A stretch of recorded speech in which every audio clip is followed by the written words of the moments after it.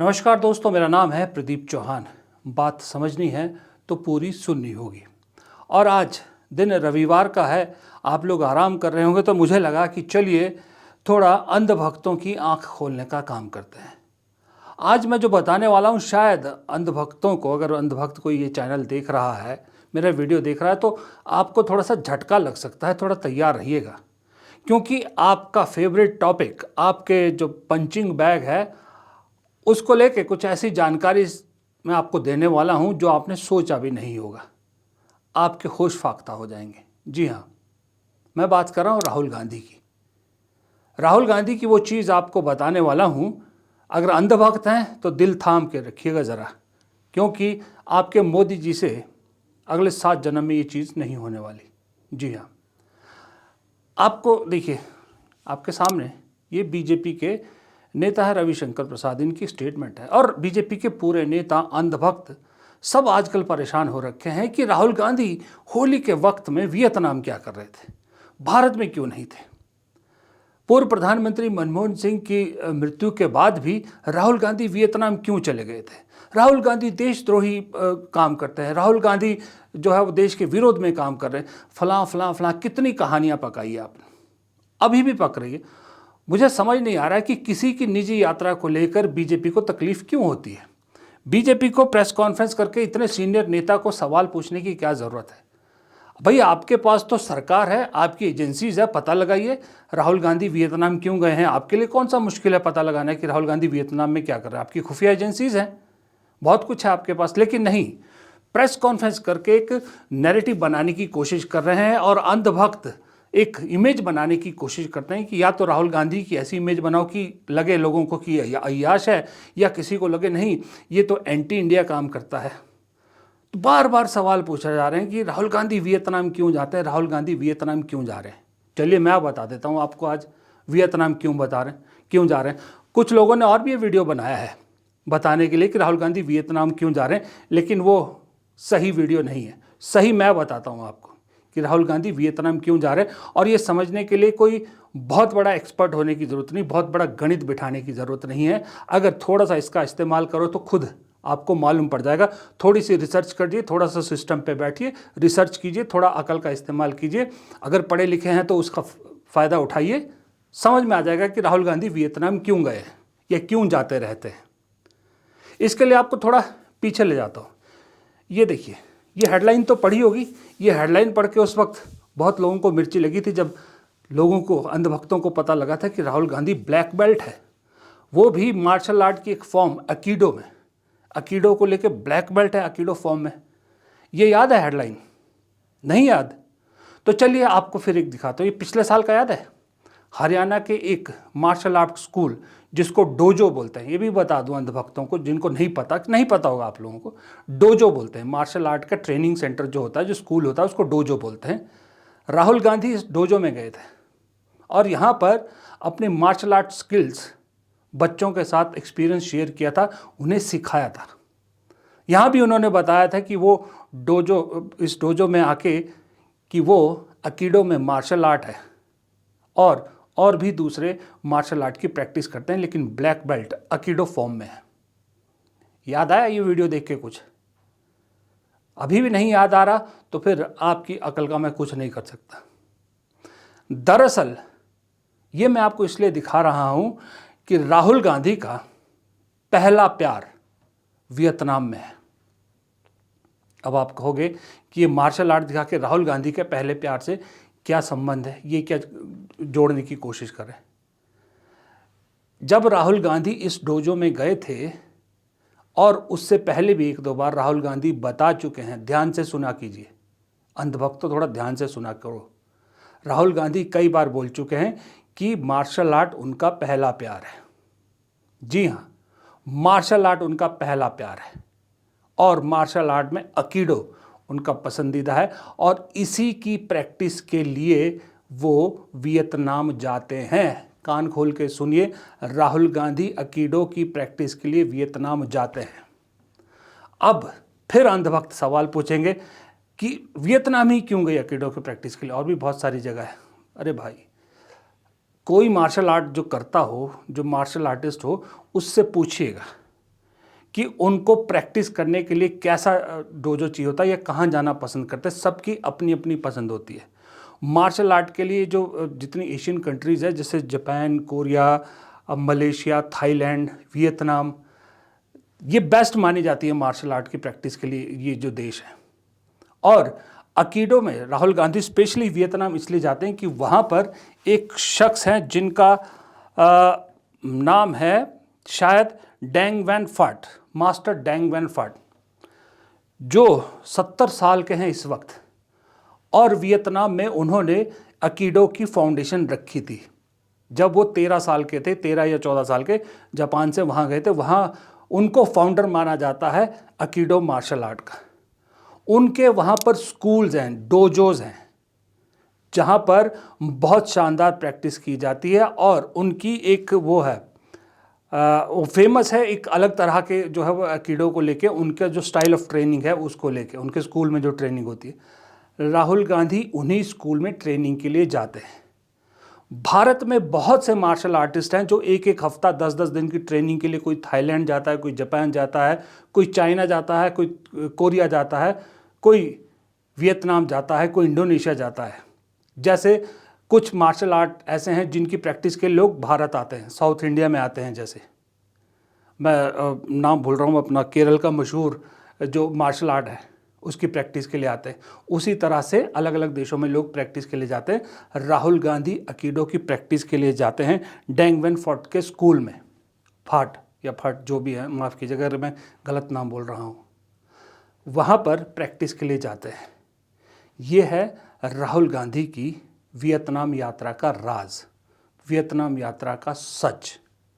और क्यों राहुल गांधी बार बार वहाँ जा रहे हैं, क्यों अकीडो को लेके, उनका पहला प्यार तो है, लेकिन अब लगातार ट्रेनिंग क्यों कर रहे हैं, इसके जवाब के लिए फिर आपको इस वापस हेडलाइन पे जाना पड़ेगा, जहाँ राहुल गांधी ने कहा था कि भारत जोड़ो यात्रा के बाद भारत डोजो यात्रा करना चाहते हैं।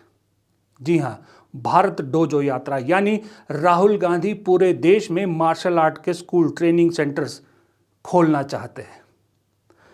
आपके जो गुरुदेव हैं वो तो इस देश के नौजवानों को नफ़रत देते हैं, नफ़रत भरा माहौल देते हैं, एक दूसरे के खिलाफ भड़काते हैं। लेकिन राहुल गांधी इस देश के युवा को फिजिकल फिटनेस देना चाहते हैं। ये तो आपने स्कूल में पढ़ा ही होगा ना कि स्वस्थ शरीर में स्वस्थ दिमाग बसता है। स्वस्थ नौजवान मार्शल आर्ट की तरफ, मार्शल आर्ट जैसी फॉर्म की तरफ जाता है जो फिटनेस, ए लेवल की फिटनेस मांगता है मार्शल आर्ट। राहुल गांधी इस देश के युवा को वो देना चाहते हैं कि अगर शरीर फिट रहेगा इस देश के युवाओं का तो दिमाग अपने आप फिट होगा, और स्वस्थ दिमाग इस देश की तरक्की में दिन दुगनी रात चौगुनी अपनी जो है वो हिस्सेदारी कर सकता है। ये है राहुल गांधी का थॉट। खेलों को बढ़ावा देना, मार्शल आर्ट को बढ़ावा देना, फिजिकल फिटनेस को बढ़ावा देना, खेलों के ज़रिए आपसी सौहार्द बनाने की मैसेज देना, आपसी प्यार बनाने की मैसेज देना। क्योंकि जब आप खेल के मैदान में उतरते हो, किसी भी खेल के मैदान में, चाहे टीम स्पोर्ट्स हो चाहे इंडिविजुअल स्पोर्ट हो, तब आप ये नहीं देखते कि जो मेरा साथी खिलाड़ी है वो हिंदू है या मुसलमान है, जिससे मुझे कंपटीशन है वो हिंदू है या मुसलमान है। वहाँ सिर्फ खेल भावना देखी जाती है। और इस देश में जो नफ़रत फैलाई जा रही है उसका इलाज यही है कि इस देश के युवाओं को उस नफ़रत के बाज़ार से निकाल कर खेल की तरफ, पॉजिटिव चीज़ों की तरफ ले जाया जाए, उनकी एनर्जी को पॉजिटिव रास्ते पे इस्तेमाल किया जाए, ना कि एक धर्म के खिलाफ भड़काकर उनके दिमाग में नेगेटिविटी भरी जाए। ये है भारत डोजो यात्रा का मकसद राहुल गांधी का। और इसीलिए वो वियतनाम जाते हैं, अपनी ट्रेनिंग के लिए जाते हैं, किसी देशद्रोही एक्टिविटी में या किसी प्रेमिका से मिलने नहीं जाते जो एक गढ़ने की कोशिश करते हैं सब अंधभक्त, गोदी मीडिया, ये सब जितने भी ट्रोल, जो इनके पूरी ट्रोल टीम है, वो हकीकत से कोसों दूर रिसर्च करते नहीं हैं। जो एक बार ऊपर से लिख के आ जाता है उसी को रीट्वीट करते रहते हैं, उसी को फॉरवर्ड करते रहते हैं, उसी को शेयर करते रहते हैं और इस तरह से बदनाम करने की कोशिश करते हैं। मैं एक चीज़ जानता हूँ मैं खुद 50 साल का हो चुका हूँ, लेकिन मेरा बेटा जवान हो रहा है। राहुल गांधी जैसा इंसान प्रधानमंत्री बने या ना बने, ये मैं कह नहीं सकता, ये मेरे हाथ में नहीं है, ये जनता के हाथ में नहीं है।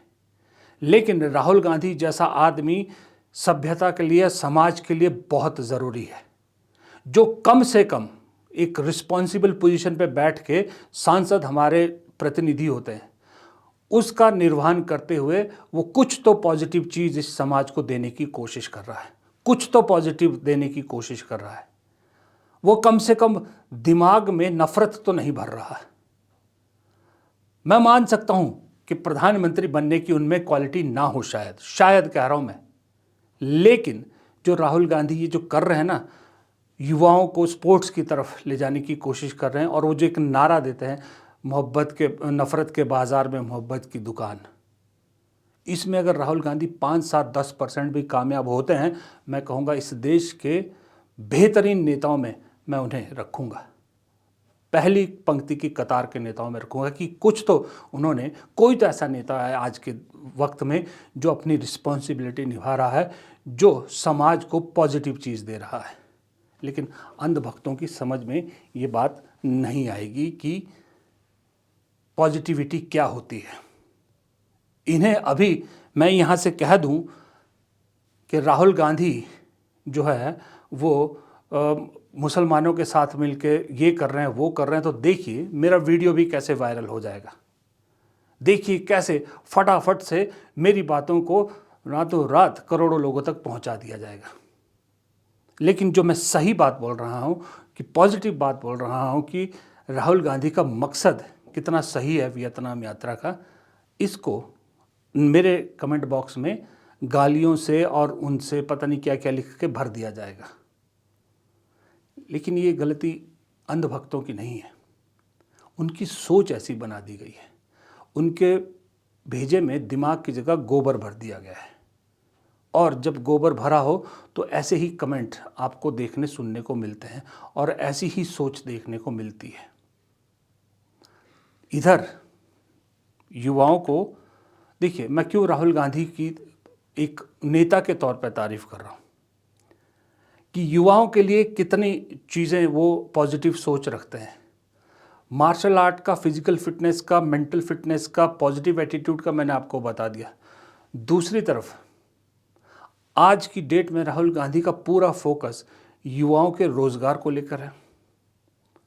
अपनी युवा टीम उन्होंने बिहार में उतारी है सड़कों पर। जानता हूं पॉलिटिकल पार्टी चला रहे हैं तो इसका पॉलिटिकल माइलेज वो लेंगे, इसके पीछे मकसद भी पॉलिटिकल माइलेज होगा, नो डाउट होगा।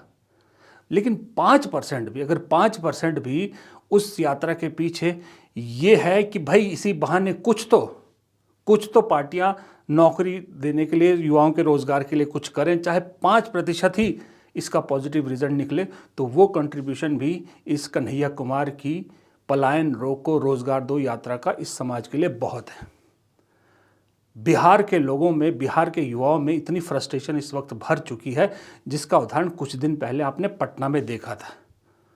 पेपर लीक इतने हो रहे हैं कि बच्चों ने अब पेपर देने का हौसला ही जो है गंवाना शुरू कर दिया है। कितने बच्चे ऐसे मिलते हैं हमें भी जो बोलते हैं कि फ़ायदा क्या है कॉम्पिटिटिव एग्ज़ाम की तैयारी करने का, जब हर पेपर तो लीक हो जाता है। जब हर पेपर लीक होना है तो रोज़गार कहाँ से मिलेगा। और बिहार का युवा इस वक्त तड़प रहा है रोज़गार के लिए। और आप जितना मर्जी मजाक उड़ा लीजिए बिहारियों का, जितना मर्जी उन पे तंज कस लीजिए, लेकिन आप जिस घर में रहते हैं उसको बनाने वाला भी बिहारी है, और आप जिस देश में रह रहे हैं उसको चलाने वाले ज़्यादातर ब्यूरोक्रेट भी बिहारी है। ये भूलिएगा मत कभी। मैं बिहार का नहीं हूँ, मैं हिमाचल का हूँ, लेकिन मैं मानता हूँ कि घर से लेके देश तक बिहारी इस वक्त चला रहे हैं।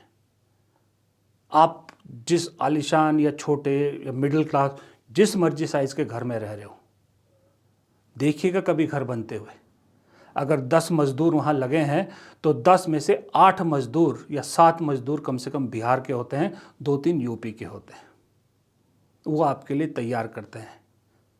उनकी महिलाएं बच्चा पीठ में बांध के आपके घर की एक एक ईंट सजा रहे होते हैं। उसी तरह से यूपीएससी की लिस्ट निकालिएगा आप हर बार की, जो हमारे आईएएस बनते हैं आईपीएस बनते हैं, उसमें टॉप 10 की लिस्ट निकालिएगा। टॉप 10 में कम से कम 4 या 5 आपको बिहार के मिलेंगे, जो बिहार से हैं बेसिकली। पत्रकारिता की जगत में देखिए, पत्रकारिता में आपको ज़्यादातर हिंदी पत्रकारिता में बिहार के लोग मिलेंगे जो अच्छे पत्रकार इस वक्त हैं। मैं पत्रकारों की बात कर रहा हूँ, गोदी पत्रकारों की बात नहीं कर रहा। हालांकि गोदियों में भी हैं कुछ बिहारी, लेकिन असली जो सही पत्रकारिता कर रहे हैं उसमें भी ज़्यादातर बिहार के मिलेंगे आपको। और उस बिहार में नौजवानों को नौकरी पाने के लिए दर दर की ठोकरें खानी पड़ी, सड़क पर बैठना पड़ता है। और ऐसे में अगर राहुल गांधी अपने युवा नेताओं को सड़क पर उतार कर इसके लिए एक यात्रा निकालने की कोशिश करते हैं, तो इसका अगर राजनीतिक फ़ायदा उठा भी रहे हैं तो क्या बुरा है भाई, पॉलिटिकल पार्टी है, वो एनजीओ थोड़ी चला रहे हैं। दूसरी तरफ वो जो बडिंग युवा है, जो 13, 14, 15 साल के हैं, जो अभी 1-2 साल में, 4 साल में, 5 साल में, 6 साल में इस नौकरी के बाज़ार में आएंगे, उन्हें physical fitness, mental fitness, health awareness, ये सब उनके दिमाग में डाल के उनके हेल्दी दिमाग उस बॉडी में डेवलप करना चाहते हैं राहुल गांधी। तो क्या बुरा है? इसकी बुराई होनी चाहिए या तारीफ होनी चाहिए? जितनी मेरी समझ है, मुझे तो ऐसा लगता है तारीफ होनी चाहिए। बाकी अंधभक्त तो कुछ भी कह सकते हैं। फिलहाल इस वीडियो में इतना ही। प्रदीप चौहान को दीजिए इजाज़त। नमस्कार। और यहाँ एक गुजारिश है, वीडियो पसंद आए तो लाइक ज़रूर कीजिएगा। चैनल को सब्सक्राइब नहीं किया तो चैनल को सब्सक्राइब कर लीजिएगा, दोस्तों के साथ शेयर कीजिएगा। और कमेंट बॉक्स में पॉजिटिव आदमी, पॉजिटिव जो है वो कमेंट्स लिखिएगा। मुझे मालूम है इसमें नेगेटिव कमेंट्स भरे होंगे, दुनिया भर के भरे होंगे, लेकिन जो पॉजिटिव सोच वाले आदमी हैं, आप थोड़ी पॉजिटिविटी डालिएगा। हम आपकी पॉजिटिविटी अपने अंदर डालने की कोशिश करेंगे। नमस्कार।